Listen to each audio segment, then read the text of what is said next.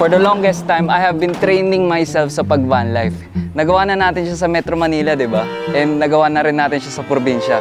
Pero, napaisip ako, never ko pa siya na-experience sa expressway. And posible kaya? Well, malalaman ko lang pag sinubukan ko, di ba? So, the plan is to experience van life in NLEX for 50 hours.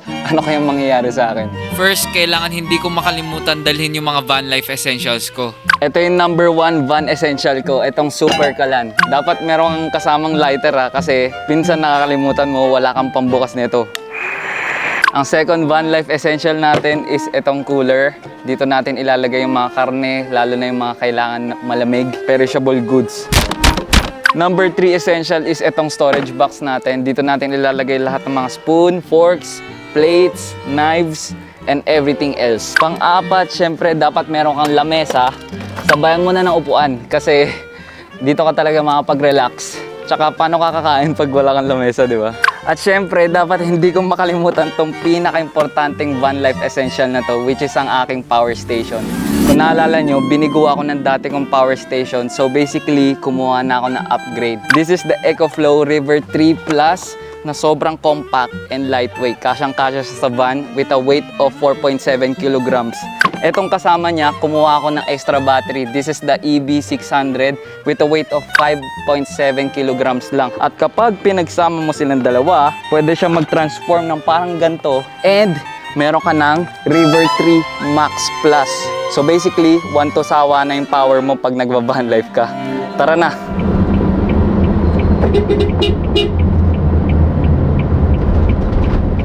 Alright guys, we're on the road. Pero bago muna tayo dumiretso ng NLEX, mag-grocery muna tayo para makabili ako ng mga foods. Pang food trip natin, syempre kailangan may food trip tayo mamaya sa van life, pre! Alright guys, bili tayo groceries. Nandito na tayo sa grocery. And syempre, alam niyo na kung anong bibiling ko. Bibili ako pang sinigang. Bili muna tayo ng karne. Ito na yung baboy. Bili tayo gulay. Bawang, ay sibuyas. Talong. Kuya, saan po yung oil nyo? Bili tayo ng canola oil na maliit lang. Pwede na to. Itlog. Excuse me po, sorry po.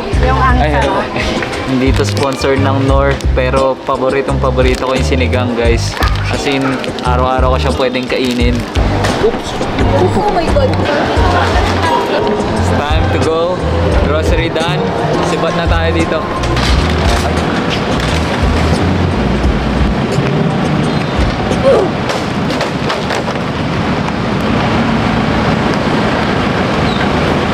Ano mo? May camera mo. Ay, sorry! Okay. Hello! Mabilis lang, nagalit sa akin eh. Sige ba? Alright guys, alis na tayo dito. Pinapagalitan na ako. Bawal matagal. Okay guys, tapos na tayo mag-grocery. Now, it's time to head straight to NLEX. Ang pinaka-goal natin is makahanap tayo ng spot doon kasi hindi ko pa talaga sure kung paano natin siya gagawin. Pero, susubukan nga natin, di ba? Susubukan natin. Alright guys, nandito na tayo sa NLEX entrance. Pipila tayo. Ang pinakaunang tatandaan ng isang driver na papasok sa NLEX or expressway ay kung may load yung RFID nila. Buti naman yung sa akin meron, kaya dire-diretso lang ako.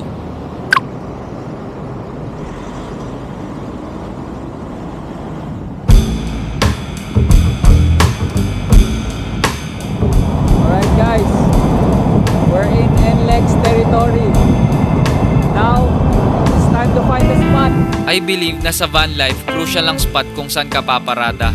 Kailangan swak siya para makagalaw ka ng maayos at wala ka rin maperwisyo syempre. Kaya the goal is makahanap ng solid spot for day 1. Yung makapag-relax tayo syempre.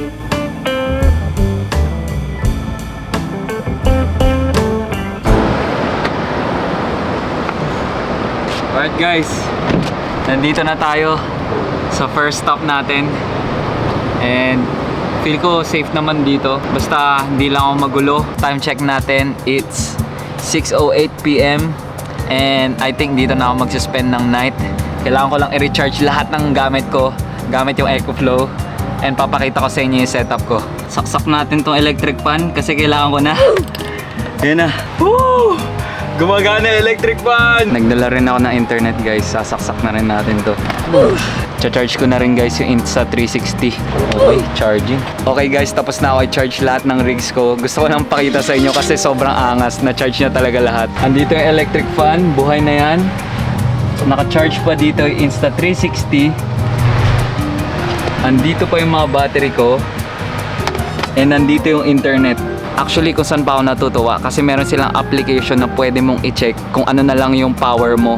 So basically ngayon, meron pa akong 22 hours left and yung output niya currently is 32 watts lang. So basically, matagal-tagal pa ako dito. Nakaramdam ako ng antok dito kasi sobrang sarap ng electric fan. So I think matutulog muna ako. I'm gonna take a quick nap. And pagkagising ko, I think magluluto na ako ng dinner. Pero tulog muna ako. What's up guys? Kakagising ko lang. Grabe, naghulot ako. Sobrang dami ng mga sasakyan dito sa gilid ko. Ano? Dami ng tao. Sikip na.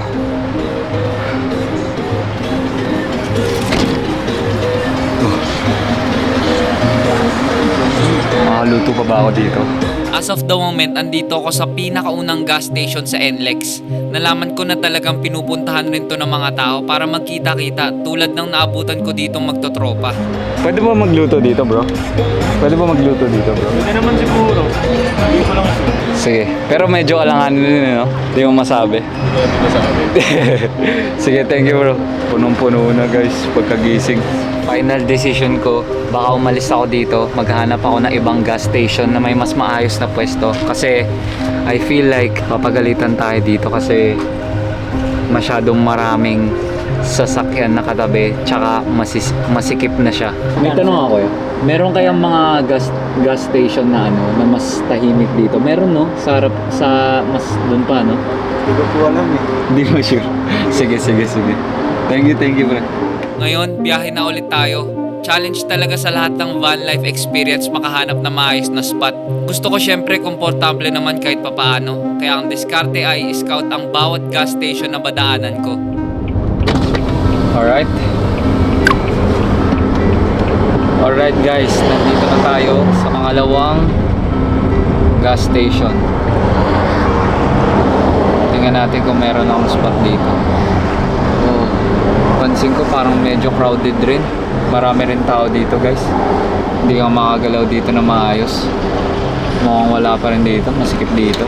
Okay, on to the next. Let's go for one more.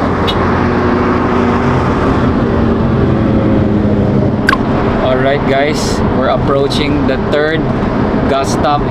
Hopefully, meron na tayong spot dito na makaka-establish talaga tayo ng rest. Tsaka makaluto tayo ng pagkain. Kasi nagutom na talaga ako. Petron. Dito medyo maluwang. So, ibig sabihin, this is a good sign. For the third gas stop, bumaba na ako sa van para i-check kung may possibility since na maluwang naman yung area. Naka-CR na rin. Lumibot naman ako pero hindi pa rin ito yung spot. May problema. Hindi ko babawalan ako dito magluto. Kasi sobrang lapit sa gasolinahan. Kailangan meron talaga tayong safe space. Yun yung challenge dito sa NLEX. For the fourth stop, I was hopeful na meron na ako mahanap na lugar pero parang pareho pa rin yung mga nakikita ko. So sinubukan ko pang umikot na isa pang beses.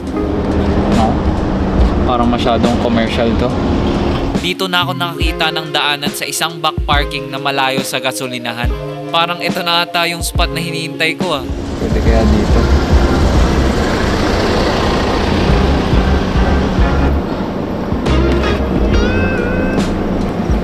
Pwede na to. Pwede na tong lugar na to. Kasi wala masyadong tao. Pwede na ako dito magluto. As of the moment, nasa Total NLEX Apalit, Pampanga na ako. May kalayuan na rin kaya siguro wala na masyadong tao. Perfect para mag-camp for day 1. Alright guys, magluluto na ako dito. Ang oras na ay 10 PM. Kailangan ko na magluto. Tapos na yung table. May bigas na tayo. Sayang time. Habang nagsasayang to, magpe-prepare na ako ng pangsigang para solid yung dinner natin. Gusto ko sana every van life gawing tradisyon na magluluto ako ng sinigang. Kasi yun rin naman parati yung niluluto ko eh. Kasi paborito ko eh. So, every van life, dapat parati tayong may sinigang. Buti na lang dito walang pumapansin sa akin kasi dun sa mga unang gas station, for sure, talagang may makapansin sa akin dun. Tingnan mo dito ako, I'm all alone. Alright guys, magsimula na tayo magluto ng sinigang. Oil in! Hindi pa bukas. Hindi pa bukas. Oil in! Grabe, anong oras na pero nagluluto pa rin ako ng sinigang. Ganito ko kamahal yung sinigang, men. Hindi ko siya papakawalan. Kahit anong oras, pwede kong palagan. At yun na nga, guys. Umuulan na. Makita nyo, meron ng mga tagaktak ng ulan dyan. Hindi pa rin tapos yung sinigang ko, guys. Gusto ko na kumain eh. Maglagay na muna tayo sinigang mix. Bang, bang, bang, bang. Sinigang mix, sinigang mix, sinigang mix. Baka naman, sinigang mix. Kulay na lang, brody. Huwag mo akong sukuan. We're gonna eat good tonight, baby! Excited na ako kumain, boss. Oh, shit! Ay, dami. Hindi, okay to. Sakto to. Sakto yan. Pag si Spark naglagay, sakto yan. Tantiameter tawag sa amin dyan eh. Marami ata ako nilagay na sinigang mix. Sheesh. Baka sobrang asim nito. Taste test. Sarap. Ito na yun, pare. Alright, guys. Here we go! Andito na ako. Andito na yung sinigang. Andito na yung van. At andito na yung gutom ko. Time check tayo. It's 12:45. Mag-aalauna na. Ngayon ako kakain ng sinigang. Grabe! Sinasabi ko sa'yo to, pang isang linggo na to sa akin, pare. Wow! Ready na ako tumibog. Ang tawag ko sa segment na to ay mukbang. Shoutout kay Brother Jerome, isang subscriber for suggesting. Bagay na bagay yung pangalan, pre. Kanin alert. Wow, ang daming gulay. Sinasabi ko sa'yo eh. Nakasaksak yung power station, guys. Gumagana. Para mas mabilis lumamig, di ba? Tapatan mo ng electric fan gamit yung EcoFlow. Oh, shit! Ow! Ow! Mukbang! Let's go, baby! First bite. Iba talaga pag sinigang. Kahit anong oras eh. Upo muna ako, mapapaupo ako dito. Pagkatapos ko busugin yung sarili ko, nag-ikot-ikot muna ako para bumaba yung pagkain. Pansin ko talaga dito na kukunti na lang ang tao sa gantong oras. Kaya bumisita na rin ako sa CR para makita. Ang laki. Laking gulat ko na ang laki pala nitong CR. Meron pa akong nakitang aircon pero sarado nga lang. Pero okay na rin, nakuha ko yung pinuntahan ko dito.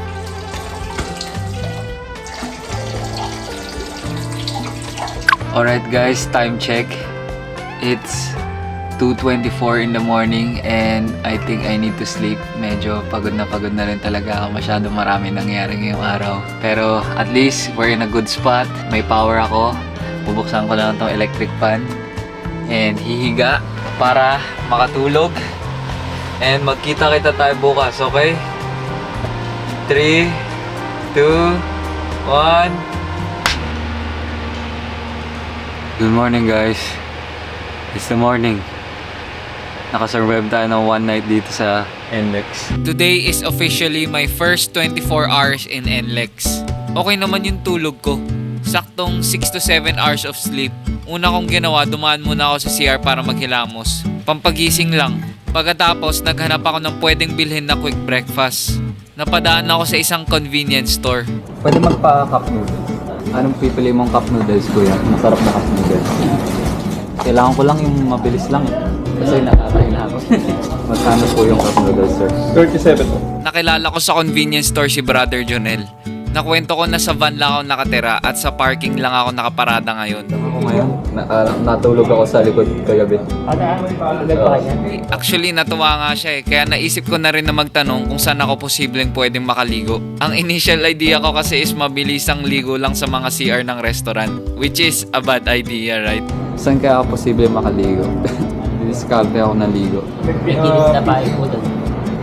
Parang makikiligo, gano'n. Oo. Try niyo po. Posible. Sige, sige. Meron daw akong posibleng pwedeng pakiusapan ng ligo sa likod. So magandang sign na to para sa akin. Kain tayo guys, breakfast natin. Cup noodles. Ubos. I think susubukan ko mag-charge ng power station ngayon. Dala-dala ko kasi yung solar panel. 160 watt solar panel yun. Tapos sakto umaaraw. Subukan ko na i-charge habang naghintay ako dito. Nag-charge siya guys. Solar power. So mangyari, habang dito, papalamig muna ako. Yung solar power, charge na yung battery natin para mamaya pag lumipat na tayo sa iba, meron na tayong charge ulit. Alright guys, biglang kumulimlim sa labas. Kasi biglang pumapatak na yung ulan. So yung solar panel, I think kailangan na natin baguhin. Sabi naman daw pwede ako sa CR, so try ko doon. Kuya, okay lang po magtanong, saan po pwede makisaksak sa outlet? Patay mo na sa CR. Sa CR po, meron? Patay mo na lang. Oo, sige po. Thank you po. Alright guys, it's charging and mabilis lang to mag-charge. 1 hour lang. 100% na to. So, Habang nagja-charge ako sa CR, nakasalubong ko ulit si Brother Jonel. Nakita niya na nakikisaksak lang ako, kaya sinabi niya sa akin na meron ring outlet doon sa convenience store kanina na pwede ring saksakan ng public. hindi ko alam na pwede ko pala sumaksak doon sa, Oo, sa may mismo namin, sir. sa loob. May mga sa may mismo lamesa namin, sir. Pwede ako makasaksak doon. Ngayon, dadalhin ko yung power station kuya. Kaya hindi na ako nagdalawang isip na lumipat. May aircon doon eh. Sige po, salamat. Salamat ulit sa pagbahagi ng kuryente. Kuya, salamat po. Una na po. Thank you po. Okay guys, 100 na tong power station natin. Medyo bad weather na ngayon. Kuya, ingat kayo, drive safe. Ngayon, kailangan ko ng maligo. Sabi ng aking new friend Jonel na nasa likod daw banda, kaya doon ako pumunta. Pagkarating may nakita akong pasukan, pero chinek ko muna kung may tao. Unang tawag ko, walang sumasagot. Tao po. Parang wala talagang tao. Tao po. Sandali lang ay may lumabas na lalaki. Sir, kuya. Okay lang po ba makisuyo lang po ako? Sa van lang po kasi ako nakatira ngayon eh. Hindi ko na natanong yung pangalan niya pero nagpakiusap agad ako kung posible makiligo. Sabi daw po kasi baka pwede daw po makiligo lang. Yung gwardiya po. Opo. Kabado 20 talaga ng slide kasi nagtataka siya kung bakit may biglaang dumalaw dito. Maliligo lang po talaga. Opo. Okay lang po ba? Sir? Seryoso po? Salamat po Pero at the end ng pakikiusap, pumayag naman siya. Kaya all good tayo. Salamat po Thank you. Nice. Meron tayo. Thank you Lord. It's better na. Sa mga moments na to, kailangan mo talaga magpasalamat dahil may mga taong mababait na nagbibigay tulong sa mga off-road travelers tulad ko. Blessing na to para sa amin. Sir, una na po ako. God bless po sa inyo, sir. Thank you. Umuulan na! Nice. Alright guys, it's time to go. Yung susunod na gas stop daw is sa San Fernando. So, may 6 kilometers pa daw yun. Tingnan natin kung anong mangyayari sa atin dun. Okay, San Fernando. Here we go! We're outside NLEX again. We're on the road. Hindi ako makapaniwala na nagawa natin yung first night. Meron pang one more. Habang papunta sa susunod na gas station, chinek ko sa weather na magkakaroon tayo ng tag-ulan at araw na panahon. Kaya expect the unexpected. Meron kaya, sir? Ay, ito. This is the spot, sir. Ito. Walang tao dito, pre. This is the spot, sir. Ganda tong spot na to, guys. Dito na rin ako maglalan. Time check, it's 12:21. Tamang-tama magtanghali. Solid. Ang ganda na itong lugar na to. I mean, you couldn't ask for much more. Kasi ang ganda na ng spot.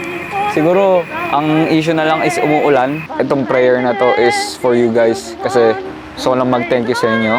Thank you sa food. Thank you sa family ko. Thank you kay Lord. Thank you sa sarili ko. Ayun. Basta pagpapasalamat lang ng buhay pa ako. Hindi ko rin alam kung bakit ako naging emotional bigla, to be honest. Maybe it's because of the sinigang. Pero what I can say is meron ka talagang peace and serenity pag mag-isa ka lang at maaliwalas yung paligid mo. Mas na-appreciate mo yung mga bagay-bagay kumbaga. Pagkatapos ko magligpit at maghugas ng plato, nakaramdam ako bigla ng antok kaya natulog muna ako saglit. Sino bang hindi maantok sa presko ng hangin na to, di ba?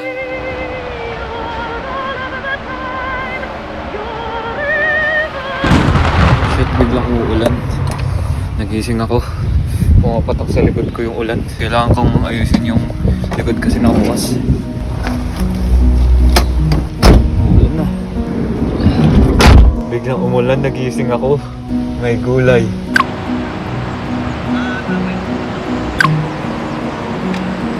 Alright. It's my second day here and it will be my second night. Kailangan ko nang tumahe. Kailangan ko nang ilabas to, pre. Oh, first dump. For second dinner night, nagluto naman ako ng corned beef para may bago tayo sa sinigang menu. Wow, sheesh, ang dami. Nawala na yung diet ko. Guys, para sa inyo. Smoking, boy. Smoking. Thank you, Lord. Salamat sa food. Salamat sa pangalawang gabi dito sa NLEX. Salamat sa van life. Salamat sa inyo.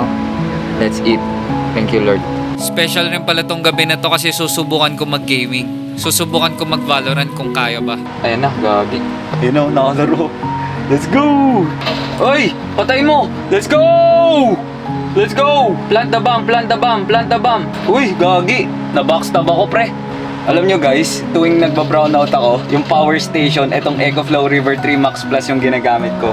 Ito na yung backup power source ko sa bahay. May electric fan na ako, nakapaglaro ako, edit. Kaya hindi ko maramdaman kapag nagba-brownout kami. Kasi 10 milliseconds lang nandito na agad yung power ko. Okay guys, time to sleep.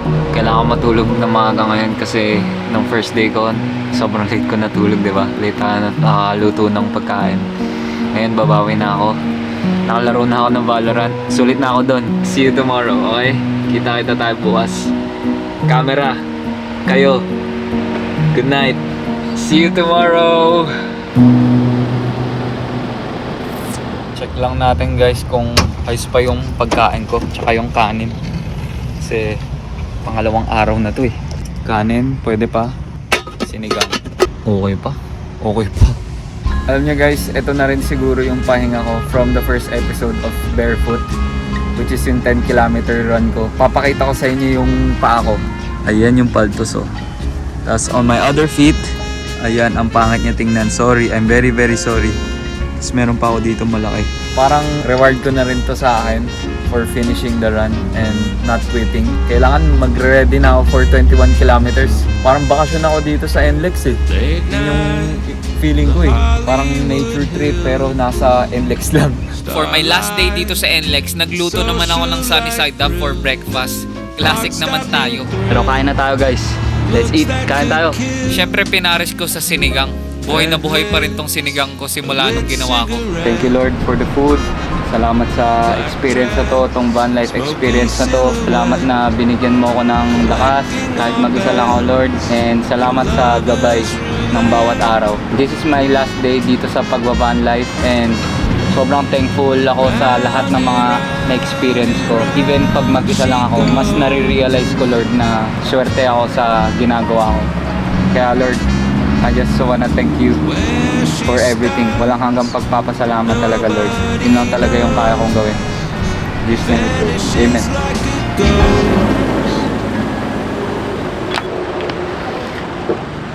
Alright, good morning. Kaya ko. Ang dami ng tao ulit ngayon, no? Ang dami nagda-drive-thru. Marami na ulit nagsi-CR. Hi, last day ko na talaga sa NLEX, no? Namimiss ko na nga eh. Bago yon, kailangan ko pang maligo. Dito ko nakilala ang hari ng CR, si Boss Jeffrey. Sa kanya ako nagtanong, bakit? Alam ko mapapagkatiwalaan basta nag-aalok ng alcohol. Hindi lang niya sinabi sa akin kung saan, pero pinakita niya pa sa akin yung daan. Ang bait ni Brother Jeffrey, promise. Para sa akin, deserve niya yung Best Employee Award. Nasaan na po ba ako? Sa Mismong NLEX. Nasa Lakeshore and October. Pampanga. Mexico, Pampanga. Pampanga na. Mexico. Dito na lang. Opo. Salamat. Ayun, alam na. Thank you po. Sa likod. Thank you po. Pagtapos ko naligo, sinigurado ko munang libutin ang buong gas station para ma-appreciate na rin at makapagpasalamat na rin for a wonderful stay. I never expected na maging at peace at fulfilling itong NLEX journey ko. Alright guys, since napaalis na rin tayo, gusto ko lang i-check yung power station kasi hanggang ngayon, buhay pa rin siya men! Mayroon pa siyang 37%.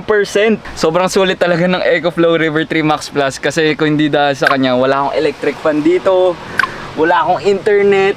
At syempre, hindi ako buhay ngayon kasi sobrang init. Sobrang angas lang talaga kasi lithium na yung battery nito and meron siyang 3,000 life cycles. 10 years na yun sa akin. Hopefully makabili ako ng mas malakas para mas malayo yung mapuntahan natin next time and mas safe ako. Alis na tayo! Alright guys, it's officially time to go. Thank you for 50 hours and Lex. Sobrang nag-enjoy talaga ako. I'll see you next time!